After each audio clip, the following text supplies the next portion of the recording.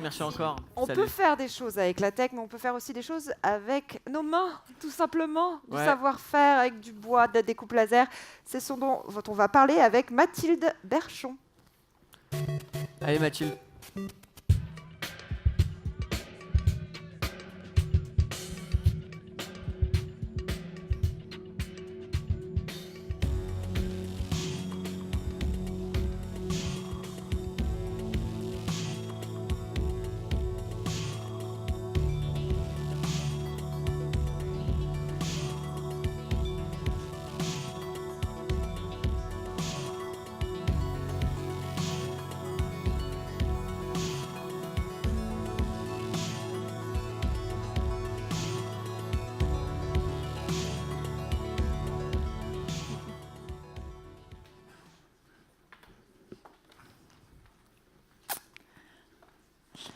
Bonjour à tous. Alors moi, c'est Mathilde et je me suis retrouvée plongée dans le mouvement Maker il y a maintenant 8 ans. En fait, je suis partie vivre à San Francisco et là-bas, je suis tombée nez à nez avec une espèce de communauté énorme, complètement folle, de gens en fait qui se définissaient comme makers. C'est une communauté qui aujourd'hui est née il y a maintenant plus de 10 ans dans la baie de San Francisco, mais qui en fait a explosé, s'est développé partout dans le monde. Et aujourd'hui, il y a des gens un petit peu partout sur la planète qui se reconnaissent comme makers. Et donc, un maker, au final, c'est quoi? C'est un genre de bricoleur nouvelle génération, si on veut le définir comme ça. Un maker, c'est quelqu'un qui aime faire avec ses mains. Donc, c'est quelqu'un qui a envie de comprendre comment les choses fonctionnent, comment le monde fonctionne, d'où les objets sont faits, avec quelle matière ils sont fabriqués, qui a envie de démonter les choses, de les ouvrir, de bidouiller, d'aller vraiment se plonger dans la façon dont en fait notre vie est entourée d'objets, comment tout ça fonctionne. Et c'est quelqu'un qui donc aime utiliser des machines, s'intéresse à la technologie. Ça peut être des machines numériques ou des machines plus classiques, des perceuses, des visseuses, ce genre de choses. Mais c'est quelqu'un qui aime le faire avec d'autres. Donc pas forcément rester tout seul dans son garage avec ses outils. C'est quelqu'un qui a envie de partager avec d'autres ses découvertes, ses envies.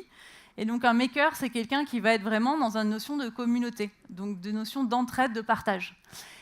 L'arrivée du mouvement maker, en fait, c'est arrivé en parallèle de l'arrivée de nouvelles plateformes web. Donc aujourd'hui, les makers, ils partagent sur Internet, il y a des tutos dans tous les sens, des fichiers qui permettent de télécharger de l'autre bout du monde un objet que quelqu'un a créé, qu'on va pouvoir récupérer chez soi, imprimer avec son imprimante 3D à la maison.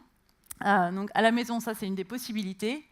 Ou alors dans un atelier partagé. Alors on dit souvent le mot Fab Lab. Un Fab Lab, en fait, c'est un mot qui veut dire Fabrication Laboratory, laboratoire de fabrication. Et un Fab Lab, c'est un concept qui a été posé par le MIT en 2009, qui est assez charté, en fait. Il y a une charte des Fab Labs qui a été mise en place. Donc c'est un mot qu'on utilise beaucoup en France. Il y a des centaines de Fab Labs. C'est un mouvement qui a vraiment s'est diffusé un peu partout. Un Fab Lab, c'est quoi? C'est un atelier où sont mis à disposition des machines, donc soit des machines numériques, comme par exemple des imprimantes 3D, des découpes laser. Il faut savoir qu'on parle beaucoup des imprimantes 3D, mais il y a une machine qui est un petit peu l'inconnu pour beaucoup, alors qu'en fait, c'est vraiment la porte d'entrée dans l'univers en fait, de la fabrication, du prototypage rapide, c'est la découpe laser. C'est une machine qui utilise un rayon laser pour couper ou graver la matière. Donc vous pouvez très vite, par exemple, couper du carton, le graver et mettre en volume un objet pour tester votre idée. Et c'est tout l'idée en fait de ce mouvement maker et des Fab Labs, c'est vraiment de passer rapidement d'une idée à un prototype et donc pourquoi pas à sa réalisation dans la vie concrète. C'est l'idée de ne pas rester dans ses rêves en permanence, de mouliner sur des idées qu'on aurait pu, qu'un jour peut-être on fera, mais de se dire tiens, pourquoi pas le tester vraiment là, maintenant. Je vais faire un premier volume, même si c'est mal fait, avec de la colle, ça tient avec du scotch, c'est pas grave, j'ai déjà mis en volume et j'ai quelque chose à montrer à d'autres, à partager. Pourquoi pas avoir un feedback, un retour direct des gens autour de soi qui vont donner leur avis. Et je vais grandir, mon idée va grandir peu à peu en fonction de ce premier prototype que j'ai créé. Et donc c'est tout l'idée des Fab Labs, c'est de mettre à disposition des machines pour pouvoir créer ces volumes. Aujourd'hui, alors on peut faire plein de choses avec 3 bouts de ficelle, mais il y a aussi des machines très pratiques, donc qui permettent de prototyper rapidement et qui permettent même d'aller beaucoup plus loin. Donc moi, j'ai rejoint TechShop il y a 2 ans. C'est une grande aventure depuis l'ouverture. On a ouvert en novembre 2015. C'est un projet qui est porté par Leroy Merlin France, en fait, qui a investi pour pouvoir lancer ce concept en France. Mais à l'origine, TechShop, c'est une start-up américaine qui est née en Californie. Il y a une dizaine de TechShop qui existent aux États-Unis.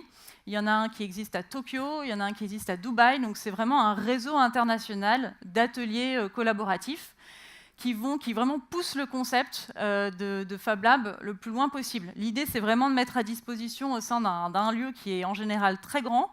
Il faut savoir que le premier tech shop qu'on a ouvert, il est à Ivry-sur-Seine, donc sur le tramway 3A. C'est le côté sud-est de Paris.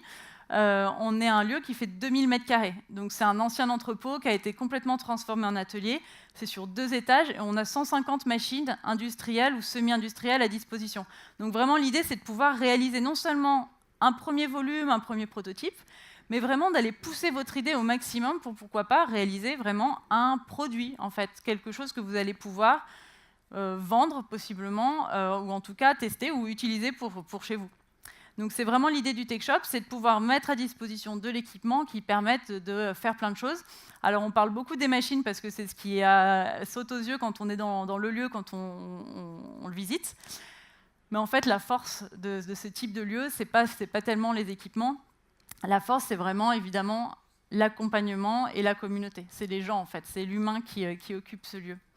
Donc il y a 3 grandes idées qu'on voit qui vraiment sont arrivées dans le lieu. Alors nous, quand on a ouvert, on avait cette idée, donc ce concept de grand lieu avec mise à disposition de machines professionnelles. On a ouvert, on avait des formations à disposition, etc. Mais alors le lieu était très beau, il y avait des grandes tables ouvertes.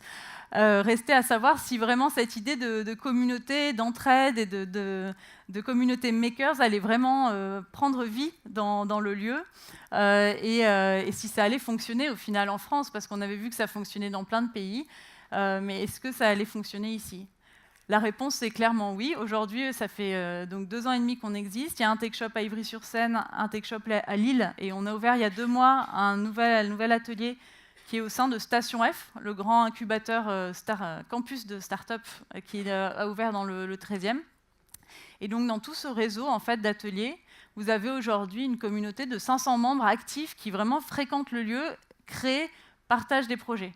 Depuis l'ouverture, on a eu plus de 2000 membres qui ont rejoint le Tech Shop à un moment donné de leur vie, des gens qui sont venus et qui viennent pour créer des projets. Très souvent, c'est des gens qui veulent changer de vie. Ça, c'est un point qu'on voit un petit peu vraiment très souvent dans le lieu. On a beaucoup de gens en fait, qui en ont marre d'être derrière un écran, qui ne trouvent plus de sens dans ce qu'ils font et ont vraiment... pour eux, ça a été vraiment une révélation. Souvent, les gens viennent nous remercier de l'ouverture de ce lieu, parce que c'est un lieu en fait, où vous allez pouvoir enfin passer au concret et passer à la réalisation en fait, de vos rêves, de vos idées. Donc, le principe, c'est vraiment en fait, qu'on vient pour se former. Donc, on est un organisme de formation d'ailleurs agréé. Il y a des formations en permanence qui ont lieu tous les jours pour pouvoir en fait, être en autonomie. Et ça, la notion d'autonomie, et donc, ce qui va avec, c'est la notion vraiment d'empowerment. C'est quelque chose qui est au cœur du projet et qu'on retrouve vraiment dans l'ensemble des gens qui fréquentent le lieu. C'est cette idée, j'apprends par moi-même. Je vais réussir à ne pas... alors, certaines personnes arrivent en disant, voilà, moi, j'avais peur, en fait, de ces machines, je ne savais pas vraiment les utiliser, ou je ne suis pas technique, ou je ne suis pas créatif. C'est aussi quelque chose qu'on entend beaucoup. Et puis, peu à peu, de fil en aiguille, on a testé, les autres nous ont dit « mais si, c'est super et tout ». Il y a du feedback, il y a du retour. Et la confiance prend. Et en fait, on voit là des transformations humaines en 2 ans qui sont absolument géniales, de gens qui ont lancé leur boîte, qui vraiment ont développé des projets, qui sortent de la cabine de soudage avec le casque sur le front en disant « c'est génial, j'ai appris à souder du métal ». Enfin, vraiment cette espèce de révélation autour du travail de la matière, en fait, qu'on a complètement perdu. Et donc, c'est vraiment cette idée qu'on voit en fait, dans le lieu qui est majeur. L'accompagnement, évidemment, c'est un petit peu un des sujets qui font que, oui ou non, le mouvement maker arrivera ou non à vraiment devenir un phénomène entièrement partagé en France. On pense, nous, que l'accompagnement, c'est vraiment majeur. C'est en fait, donner accès à des machines à un lieu, c'est bien. mais sans avoir des gens qui vont vraiment vous guider, vous allez perdre confiance, vous n'allez pas savoir par quel vous prendre. Et très souvent dans les Fab Labs, c'est un fonctionnement sous format de bénévolat où l'accompagnement n'est pas forcément très organisé. Nous, on a pris le parti inverse de dire, voilà, vous avez vraiment des sessions d'accompagnement privilégiées, vous pouvez passer du temps avec une équipe, on est 25 au sein du Tech Shop, avec une équipe de designers, d'ingénieurs, de gens qui sont là, dédiés pour vous aider à réaliser vos projets. Et ça, c'est aussi ce qui permet d'activer le lieu pour permettre de vraies réalisations finies. La notion de création, et même j'aurais dû mettre co-création, c'est vraiment un des points aussi qui font que là, le lieu a pris vie devant nous. Finalement, Tech Shop, c'est une espèce de bulle créative comme ça qui existe en plein Paris, où on voit en fait le lieu qui évolue un petit peu à ce stade sans nous, ou grâce à nous tous. Enfin, c'est un lieu de créativité où en fait qui est devenu une espèce de plateforme de rencontre entre des profils très très différents. On a aussi bien des artisans qui veulent se mettre au numérique, des gens qui n'ont jamais touché à un marteau, qui veulent apprendre et se lancent, des couples qui viennent le week-end en amoureux pour faire une activité ensemble, des grands groupes qui ont pris des abonnements pour leurs collaborateurs pour venir concevoir des produits, vraiment prototyper des produits. Évidemment des entrepreneurs, ça c'est, on dirait que 60% environ des membres du Tech Shop sont des entrepreneurs, sont des gens qui sont là parce qu'ils vont lancer, ils ont une idée de projet, ils viennent le soir après leur travail, ils sont là parce qu'ils croient dans leur idée et ils veulent développer leurs produits. Et donc cette notion de co-création, en fait, elle devient quasiment naturelle dans le lieu, parce qu'on a tous ces publics qui travaillent côte à côte et qui en fait se rencontrent et travaillent ensemble. Et ça, on a plein d'histoires qui sont nées, en fait, de projets qui sont nés de ces rencontres entre ces publics, ces personnes qui viennent de milieux complètement différents, mais qui se retrouvent autour de cette envie de créer quelque chose ensemble. Voilà quelques exemples de projets. Ce que je vous invite, c'est surtout d'aller venir visiter. En fait, le lieu est ultra concret. Quand on pousse la porte, venez, c'est vraiment un océan, une caverne d'Ali Baba, d'inventeurs, de projets fous. Ça bouillonne, il y a plein de choses qui se passent dans le lieu. Donc on propose d'ailleurs une visite toutes les heures, donc n'hésitez pas à pousser la porte, vous ne posez pas de questions, venez nous rendre visite. Voilà, métro ligne 14 à BNF. J'ai une petite vidéo qu'on peut... C'est trop tard? Non.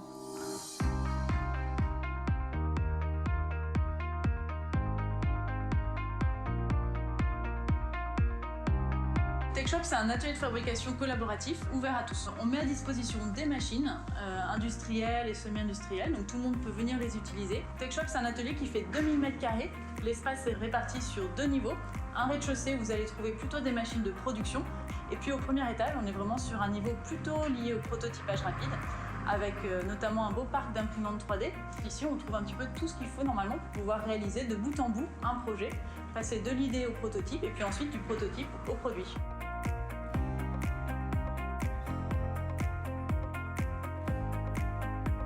Au Tech Shop, vous pouvez retrouver environ 150 machines pour réaliser vos projets. Pour utiliser une machine, vous devez passer une formation qui vous permettra d'être apte à utiliser la machine en toute sécurité et de connaître les bases de l'utilisation.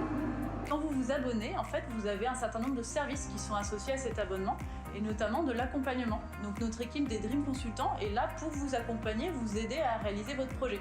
Ils sont capables de vous épauler pour utiliser les machines, choisir vos matières et réaliser entièrement vos projets.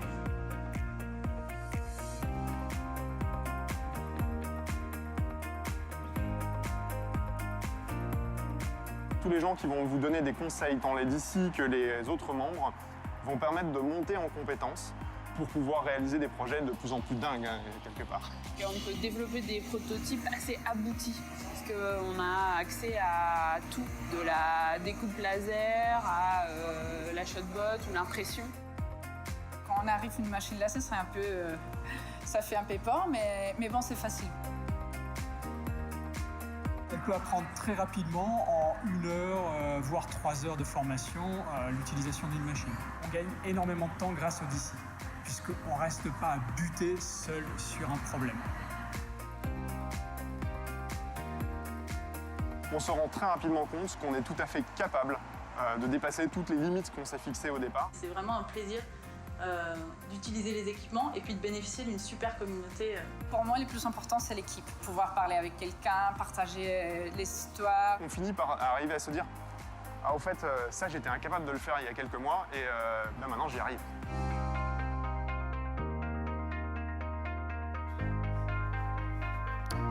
Merci. Merci Mathilde, Merci. qui a le don d'être dans la vidéo et sur scène. Ouais, bravo. Pour l'avoir testé, ce lieu est dingue. Ouais, et puis moi, j'ai été collègue de Mathilde. En fait, elle a quitté Uzbek Erika pour faire Tech Shop. Ok, bravo, mais t'aurais aussi pu rester avec nous, ça aurait été sympa.